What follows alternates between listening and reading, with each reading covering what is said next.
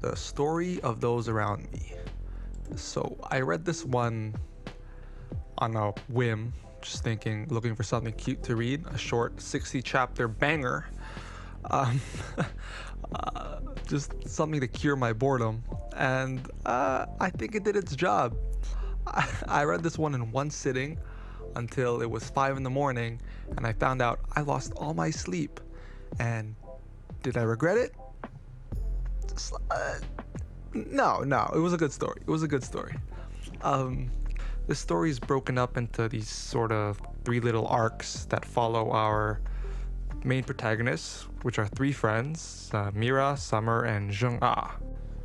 We follow these three characters as they kind of try to explore these different kinds of relationships and their feelings and their thoughts, and all that emotional stuff.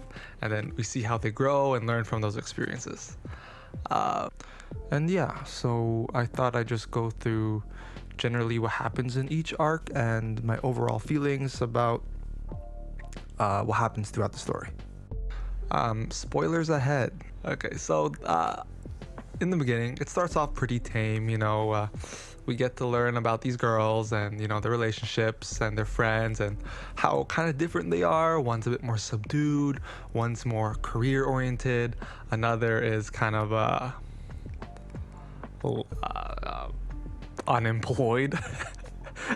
One's kind of unemployed and just bouncing around jobs. So it starts off pretty tame. I like to think the first arc follows specifically Mira, the career-oriented woman who hasn't really had a boyfriend but wants to be in a relationship. And it's a general meet cute kind of thing. She sees this handsome guy in the subway, and then by fate they meet again, and then we see how their relationship sort of develops. And I think it's a pretty great entrance into the story. It kind of lulls you in and gets your heart feeling all warm and fuzzy, and gets you into the right mood of this cutesy romance story. Though I wasn't like super duper in love and fangirling over this whole Peace and Mira relationship, I couldn't deny that it was pretty freaking cute watching them come together. Because they were still pretty fun. Like, these two characters were sort of different from each other, in age and in career and in height. But they were both really struggling to show how they feel. It was fun watching, them kind of get embarrassed, and when she face planted in front of him, and that moment when they're talking, that moment where she switched her shoes because of their height, and even in the end when they were able to tell each other how they feel, that was super cool too. And I think this first arc sort of focuses on those beginning stages of a relationship, the awkwardness and uncertainty and the embarrassment of it all.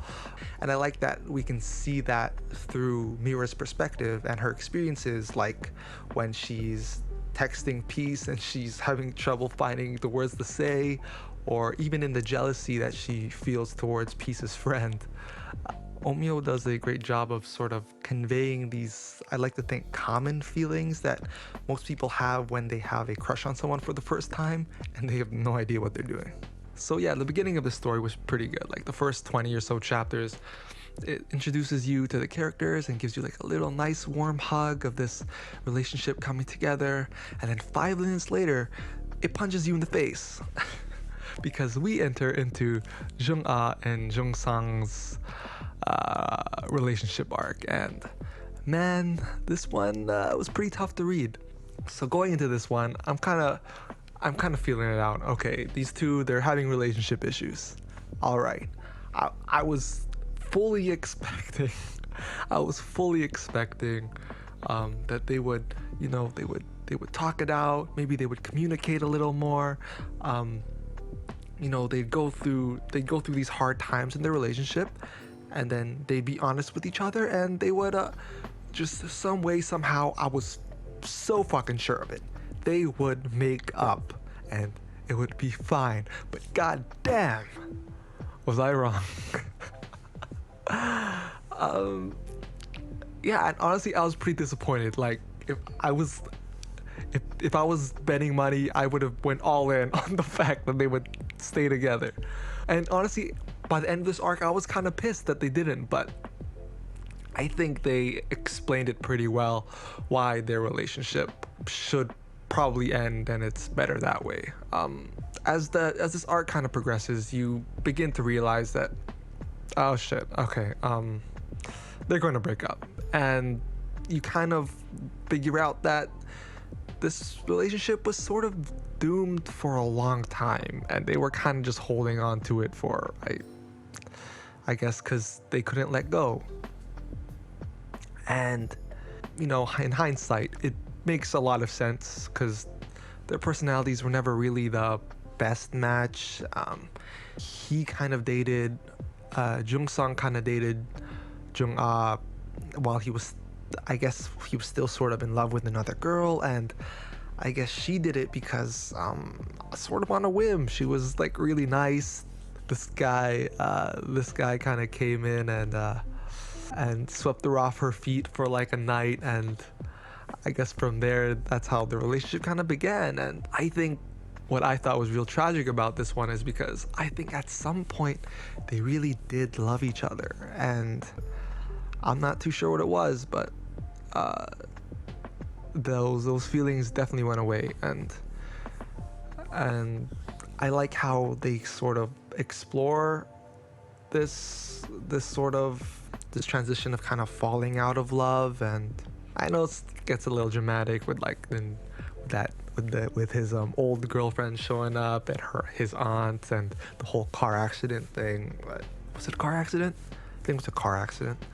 He gets through an accident, but we really get to look into Jung Ah's mind and how he's seeing Jung Sung as like a vision or like a dream, and she's just kind of working through these feelings, going through these memories, kind of having to convince herself that maybe it is time to let go. And I think these are some real questions that people have had to ask themselves, especially in a relationship. And yeah, man, I actually really shipped these two together, so it was pretty disappointing. I know. Oh, how the fuck could you ship these two? It was totally like a toxic relationship, or I don't know, man. It was pretty disappointing, but even though I think it left me pretty heartbroken, you can probably assume it'll end up all right. Like you can see it as a pretty hopeful ending, as you can guess that he'll go back to that girl that he was in love with all this time. He'll probably move out and start doing his writing thing, and it'll go well with him, I hope. And I think in the end they kind of take a stab at him. I don't know if it's much of a stab, but they're like, I think Summer's like, oh, I got my book published before Jung Sung did, and he's been doing it for like years. Oh, look at me. I was like, why'd you have to add that in, man? Now I feel even worse. Anyways, but you can kind of assume he moves back home, he gets with this girl, and he'll be fine. And even Jung Ah, you can probably assume she'll end up with that dog boy. Sucks that I don't even know his name. Does he even have a name? I don't think he has a name. So she just ends up with a rando, which is fine. Totally didn't disappoint me. But apart from that, this was definitely my favorite arc of the story. Like, damn, I think it was episode chapter 40 and 41. Man, those that scene in the snow goes fucking hard. Did he ever love her? I don't even know. I like to think he did, man. I want to say she loved him too. It was a complicated relationship. It makes me sad because it keeps me wondering what could have been, and I guess that's too real, man. I guess it's too real.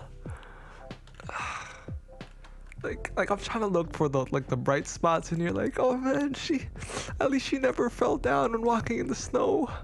At least she was able to look up. But then she fucking runs out in that dress and you're like, fuck. I don't know, man. Damn.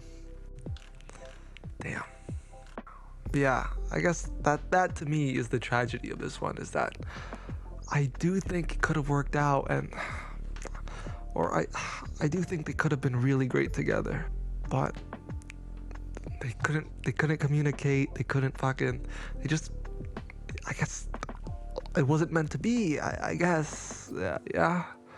That's what kind of makes it so sad to me. That I do think they loved each other. I do think they could have been really happy with one another, but it just wasn't meant to be, I suppose. Still my favorite arc of the story.